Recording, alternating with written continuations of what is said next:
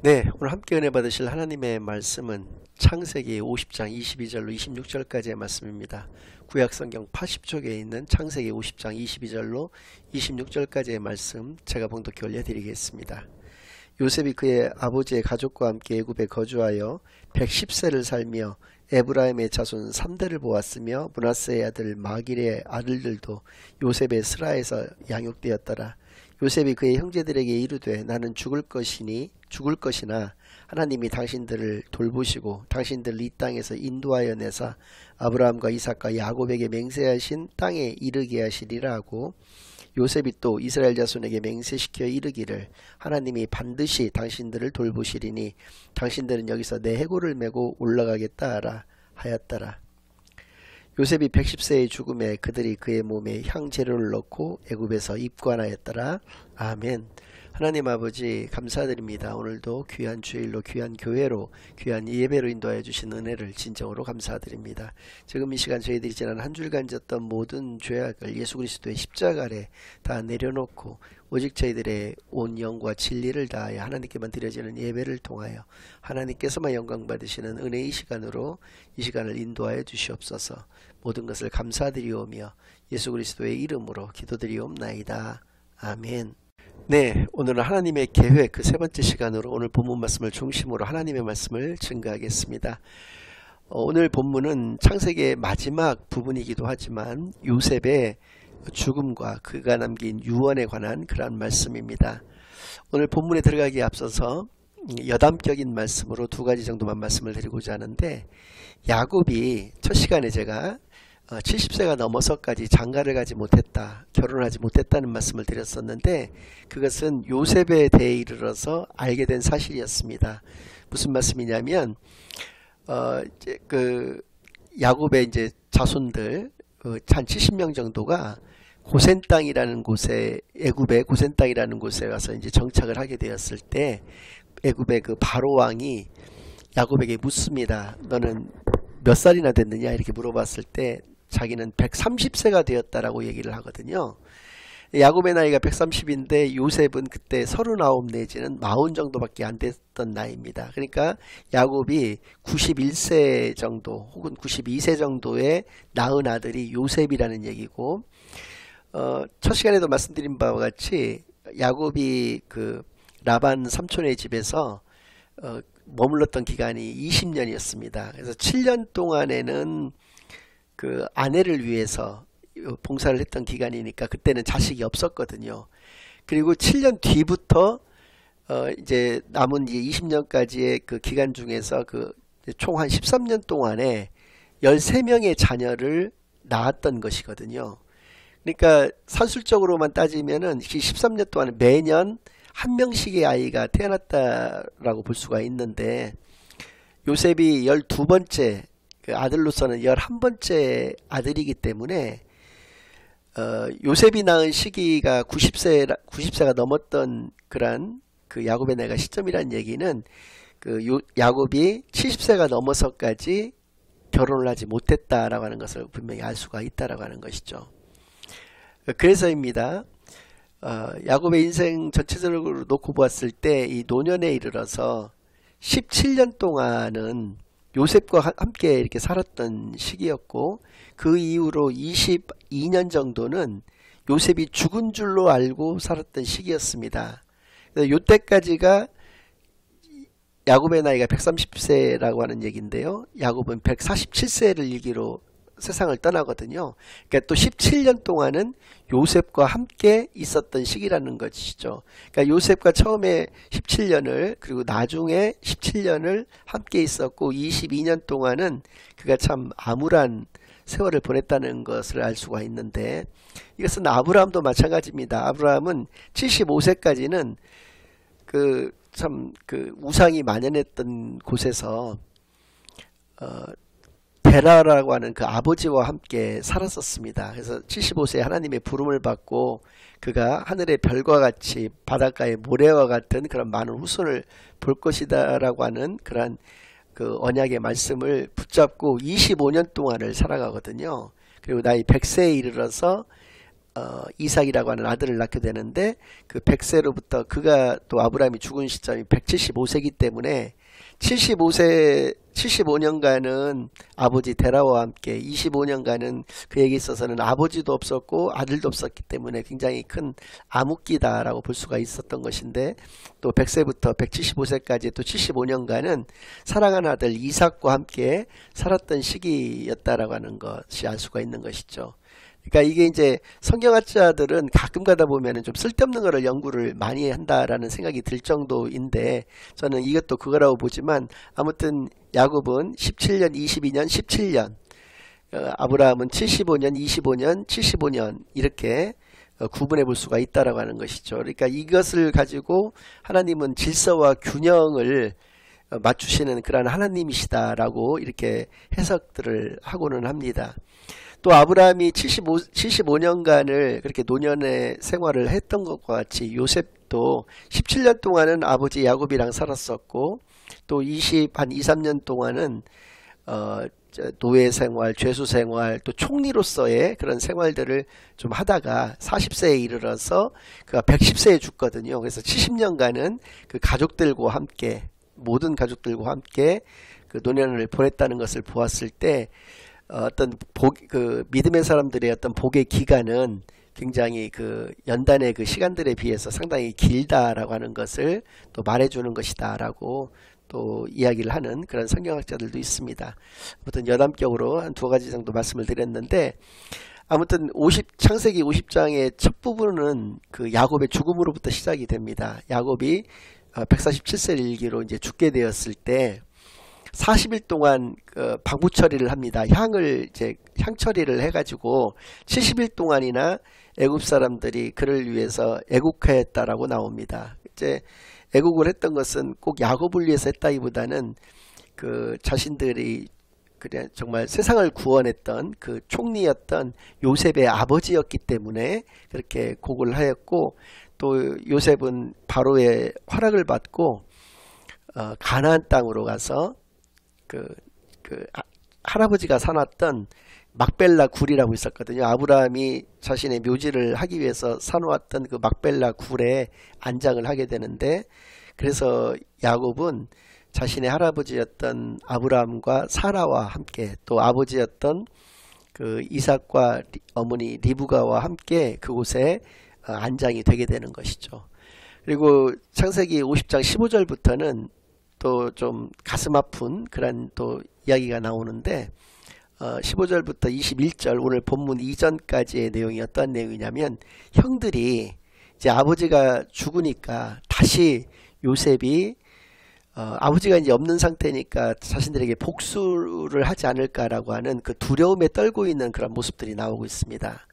이것은 한 절 한 절 읽어가면서 좀 말씀을 드리도록 하겠습니다. 15절 요셉의 형제들이 그들의 아버지가 죽었음을 보고 말하되 요셉이 혹시 우리를 미워하여 우리가 그에게 행한 모든 악을 다 갚지나 아니할까 하고 요셉에게 말을 전하여 이르되 당신의 아버지가 돌아가시기 전에 명령하여 이르시기를 너희는 이같이 요셉에게 이르라 내 형들이 내게 악을 행하였을지라도 이제 바라건대 그들의 허물과 죄를 용서하라 하셨나니 당신 아버지 하나님의 종들인 우리 죄를 이제 용서하소서 하매 요셉이 그들이 그에게 하는 말을 들을 때 울었더라. 그러니까 요셉이 참 가슴이 아픈 거예요. 뭐냐면 이미 이건 17년 전에 끝난 이야기입니다. 섭리서관적 관점에서 하나님이 하신 것이다. 하나님이 생명을 구원하시기 위해서 나를 이곳에 보내신 것이지 너희들의 죄 때문에 내가 온 것은 아니니까 너희들은 근심하지 말고 한탄하지 말고 염려하지 말고 살아갈 것을 그렇게 당부를 했고 그들과 진정으로 용서와 화해를 했다고 생각을 했는데 형들이 17년간이나 그 화해의 시간으로부터 17년 동안이나 이러한 두려움 속에서 살았다는 것을 생각할 때 요셉이 너무 가슴이 찢어지게 아팠던 겁니다. 그래가지고 왜 이건 일종의 거짓말일 확률이 높죠. 왜냐하면 요셉과 그 야곱이 얼마나 그 가까운 부자지간이었는데요. 야곱이 이런 말을 하려면은 왜 형들한테 이야기를 합니까? 그 요셉에게 직접 이야기를 하지. 내가 죽더라도 너의 형들을 용서해라. 이렇게 만약에 이런 얘기를 꼭 하고 싶었다고 한다면 다이렉트로 이렇게 얘기하면 될 것을 왜 형들을 통해서 이야기를 하느냐라고 하는 것이죠. 그래서 이것은 형들의 거짓말의 공산이 큰데 아무튼 그만큼 그들이 이렇게 두려움을 가지고 있었다라고 하는 것을 알 수 있고, 또 두 번째 어떤 조치를 취하냐면 그의 형들이 또 친히 와서 요셉의 앞에 엎드려 이르되 우리는 당신의 종들이니이다. 요셉이 그들에게 이르되 두려워하지 마소서 내가 하나님을 대신하리이까. 이때도 가슴이 너무 아팠던 거예요. 왜냐하면 분명히 나는 당신들의 아우, 당신들의 동생 요셉이다 라고 이미 17년 전에 선포했어요. 나는 사브나 바네아라고 하는 새로운 이름을 가지고 있는 애굽의 총리이지만 나는 그것으로서 너희들에게 내 신분을 내세우지 않겠다. 나는 너희들의 영원한 동생일 뿐이다 라고 하는 것을 분명히 얘기했습니다. 그런데 우리는 당신의 종들입니다 라고 형들이 와서 엎드려 가지고 이렇게 얘기를 한다는 거예요. 그래서 우리를 용서해달라 이렇게 직접적으로 얘기를 한다는 것입니다. 사람을 시켜서 아버지의 유언이 이러니까 용서해라 라고 얘기하더니 이제는 자신들이 직접 와서 우리를 종으로서 여겨달라고 이렇게 용서해달라고 이렇게 얘기를 하고 있다는 것이죠. 자신들을 죽일까 봐서. 그러니까 내가 하나님을 대신하는 사람이냐? 그렇지 않다. 내가 이미 너희들을 용서하지 않았느냐라고 이제 이야기를 요셉이 하고 있는 것이죠. 너무나 마음이 아팠을 요셉이 충분히 생각이 됩니다. 당신들은 나를 해하려 하였으나 하나님은 그것을 선으로 바꾸사 오늘과 같이 많은 백성의 생명을 구원하게 하시려 하셨나니 당신들은 두려워하지 마소서 내가 당신들과 당신들의 자녀를 기르리이다 하고 그들을 간곡한 말로 위로하였더라. 45장 5절에서부터 7절 그 8절까지의 그 말씀, 그러니까 이미 17년 전 했던 이야기를 그대로 지금 다시 하고 있는 겁니다. 그러니까 요셉은 처음이나 지금이나 아주 어렸을 때부터 지금 일국의 제2인자로서 총리, 그 대국의 총리가 되어서까지도 그의 믿음은 전혀 변하지 않았던 것을 분명히 우리가 알 수가 있는데 똑같다라고 하는 것이죠. 모든 것은 하나님이 하신 것이고 내가 하나님을 대신해서 너희들을 처벌할 수가 있겠는가. 나는 이미 너희들을 용서했으니 안심하고 살아갈 것을, 너희들 뿐만 아니라 너희들의 자녀까지도 내가 극진히 돌볼 것을 분명히 약속하면서 그들을 간곡한 말로 위로했다라고 이렇게 말씀해 주시면서 오늘 이제 본문으로 이어지는 것입니다. 그래서 이제 요셉의 죽음 부분이 나오는데요. 요셉이 그의 아버지의 가족과 함께 애굽에 거주하여 110세를 살며 에브라임의 자손 3대를 보았으며 므낫세의 아들 마길의 아들들도 요셉의 스라에서 양육되었더라. 므낫세하고 에브라임은 요셉의 아들들인데 그들의 아이들까지도 요셉이 다 양육하였다라고 하는 것을 분명히 얘기를 하고 있습니다. 요셉의 이러한 모습들을 통해서 분명히 우리가 알 수 있는 것은 믿음이라고 하는 것이 무엇인가를 우리로 하여금 생각하게 한다는 것이죠. 믿음은 하나님의 마음으로 살아가는 것이구나. 또 믿음이라고 하는 것은 하나님의 약속을 붙잡고 살아가는 것이구나 라고 하는 것을 알 수 있다는 것입니다. 하나님의 마음을 아는 것, 하나님의 마음으로 산다는 것이 무엇을 의미하는 것입니까? 바로 사랑과 화해, 사랑과 어떤 용서, 그런 마음으로서 살아간다라고 하는 것을 분명히 알게 하여 주시는 것이죠.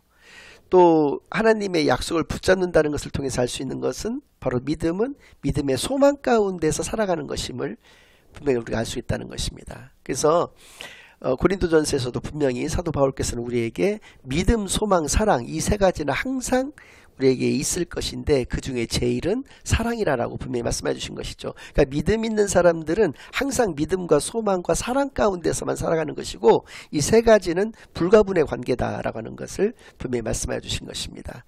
그것은 바로 믿음이란 하나님의 마음으로 살아가는 것이고 하나님의 약속을 붙잡고 살아가는 것이기 때문에 그렇다라고 하는 것을 이 요셉의 모습을 통해서도 알 수 있다는 것이죠. 그러니까 요셉과 형들의 극명한 차이점은 뭐냐면 요셉은 그 형들과의 사이에 분명히 하나님이 계셨습니다. 그러나 형들은 요셉과의 사이에 하나님이 계시지 않았다라고 하는 것이죠. 이것이 분명한 차이입니다.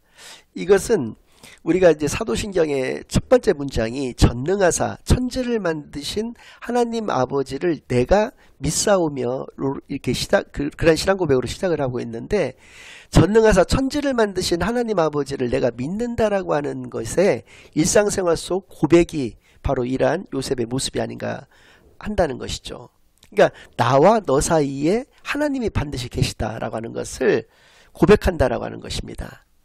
그것이 바로 이런 그 신앙의 고백이라는 것이죠. 왜냐하면 천지를 창조하신 하나님이라는 것은 나도 하나님께서 창조하셨지만은 너도 하나님께서 창조하신 사람이라는 것입니다. 그러니까 나와 너 사이에 당연히 하나님이 계실 수밖에 없는 것이고, 그렇다라고 하는 얘기는 나와 부모님 사이에도 하나님이 계시다는 것입니다. 그렇다면 나를 이런 환경 가운데서 살아가게 만든 그 부모를 원망하겠느냐라고 하는 것이죠. 결코 원망할 수가 없다는 것입니다. 그 나와 부모 사이에는 하나님이 계시기 때문에 그렇다는 것이죠. 하나님이 하신 거라는 겁니다. 또 내 자녀가 공부를 못한다고 그래서 내 뜻에 어긋난 그런 삶을 산다라고 그래서 내 자녀를 미워할 수가 있느냐. 나와 내 자녀 사이에는 하나님이 계시는데, 또 내 남편이나 내 아내의 그 사이에는 하나님 계시기 때문에 내 남편과 아내를 어떻게 미워하면서 살아갈 수가 있겠는가. 또 오늘 본문에서와 같이 형들을 어떻게 나와 형들 사이에 하나님이 계시는데 내 형제를 미워하면서 살아갈 수가 있겠는가라는 것을 요셉의 모습을 통해서 깨닫게 되기만을 바랍니다. 나와 자연 역시도 마찬가지죠. 그래서 누구나가 다 크리스찬들은, 진정한 크리스찬들은 감수성이 예민하고 그것이 폭발될 수밖에 없는 것이, 어떤 자연을 보면서, 그러니까 어떤 예쁜 꽃을 보면서 좀 그냥 저 괜찮네, 이쁘네 하고 그냥 지나치는 사람이 있는가 하면은 그 앞에서 그냥 이뻐서 어쩔 줄을 모르고 하나님의 이러한 그 솜씨를 감탄하면서 하나님을 찬양하는 그런 사람들도 분명히 있다라고 하는 것이죠. 나와 자연 사이에 하나님이 있는 사람은 분명히 그렇게 한다라고 하는 것을 이 말씀을 통해서, 또 요셉의 이러한 신앙의 모습을 통해서 깨닫게 되기만을 바랍니다. 아무튼 요셉은 110세를 일기로 이제 하나님의 품으로 돌아가게 되었는데, 24절 25절에 요셉의 두 가지 예언의 내용이 나오고 있습니다. 요셉이 그의 형제들에게 이르되 나는 죽을 것이나 하나님이 당신들을 돌보시고 당신들을 이 땅에서 인도하여 내사 아브라함과 이삭과 야곱에게 맹세하신 땅에 이르게 하시리라 하고, 요셉이 또 이스라엘 자손에게 맹세시켜 이르기를 하나님이 반드시 당신들을 돌보시리니 당신들은 여기서 내 해골을 메고 올라가겠다 하라 하였더라. 두 가지를 이야기하고 계시는데, 첫 번째는 하나님께서는 반드시 출애굽을 시키셔서 하나님의 약속의 땅으로 너희들을 보내실 것이다 라고 하는 것을 이야기를 한다는 것입니다. 그것을 반드시 믿을 것을 이야기를 하면서, 두 번째는 내 해골이라도 메고 그곳으로, 가나안 땅, 하나님이 약속하신 그 가나안 땅에 너희들이 가게 되었을 때 내 해골이라도 메고 와서 거기서 그곳에서 나를 장사시켜 달라라고 하는 것을 이야기를 한다는 것이죠. 이것은 물론 성취가 됩니다. 그러면 이 두 가지 예언이 가지는 의미가 무엇인가? 나는 비록 거의 일평생을 애굽에서 살았지만 하나님께서는 분명히 약속의 땅으로 인도하실 텐데, 그때 나를 그곳에다가 묻어달라, 그곳에다 장사시켜달라 라고 하는 것을 이야기를 하고 있다라고 하는 것이죠. 그가 얼마나 믿음의 사람이었는지. 그러니까 믿음의 사람이라는 것은 결국은 믿음으로 살다가 믿음으로 죽는구나 라고 하는 것을 분명히 알 수 있다라고 하는 것입니다. 그러니까 하나님께서 쓰시는 사람은 어떤 사람인가, 이러한 믿음 가운데서 살아가는 사람을 통해서 하나님께서는 역사하시고 하나님께서는 그 계획 가운데서 그를 사용하시는구나 라는 것을 분명히 우리가 알 수 있다는 것이죠. 요셉이 쓰임받은 것은 요셉이 애굽의 총리라서 쓰임을 받았던 것이 아닙니다. 하나님의 큰 계획 가운데서 하나님의 큰 사람으로서 그가 쓰임받을 수 있었던 것은 애굽의 총리여서가 아니라 하나님의 약속을 붙잡고 하나님의 그 비전을 가지고 살았던 사람이었기 때문에 그렇다라고 하는 것을 분명히 우리가 깨달아 알 수 있는 것이죠. 그래서 시편 105편 17절에서 21절까지는 우리에게 분명히 이렇게 말씀해 주고 계십니다. 하나님의 계획 가운데서 살아갔던 그 믿음의 요셉인 것을 이렇게 말씀해 주고 계시는데, 그가 한 사람을 앞서 보내셨으며 요셉이 종으로 팔렸도다. 그의 발은 착고를 차고 그의 몸은 쇠사슬에 매였으니 곧 하나님의 여호와의 말씀이 응할 때까지라. 그의 말씀이 그를 단련하였도다. 왕이 사람을 보내어 그를 석방하며 무백성의 통치자가 그를 자유롭게 하였도다. 그를 그의 집의 주관자로 삼아 그의 모든 소유를 관리하게 하고 그의 뜻대로 모든 신하를 다스리며 그의 지혜로 장로들을 교훈하게 하였도다. 모든 나라의 왕이라고 하는 명목상의 그 통치자가 있었지만은 그를 실질적인 통치자로서 삼아서 애굽 온 나라를 그리고 그 주변 나라들 모두를 그가 요셉을 통해서 다스리게 하였던 것은 하나님의 큰 계획이었고, 그것을 통해서 400년 후에는 이스라엘 민족들을 하나님이 약속하신 가나안 땅으로 가기 위한 그런 큰 계획 가운데에서 그 중심에 요셉이 있었다라고 하는 것을 우리에게 알려주시는 것입니다. 하나님은 반드시 믿음의 사람과 함께 하시고 그를 통해서 하나님의 나라를 이루어 가신다라고 하는 것을 이 시간 분명히 깨닫게 되는 시간만이 되기를 바라겠고요. 우리는 언제나 준비되어 있는 자로서 우리의 믿음을 굳건히 붙잡고 항상 믿음으로써 하나님께 나아가는 진정한 하나님의 자녀들만이 다 되시기를 예수 그리스도의 이름으로 간절히 축원합니다. 아멘.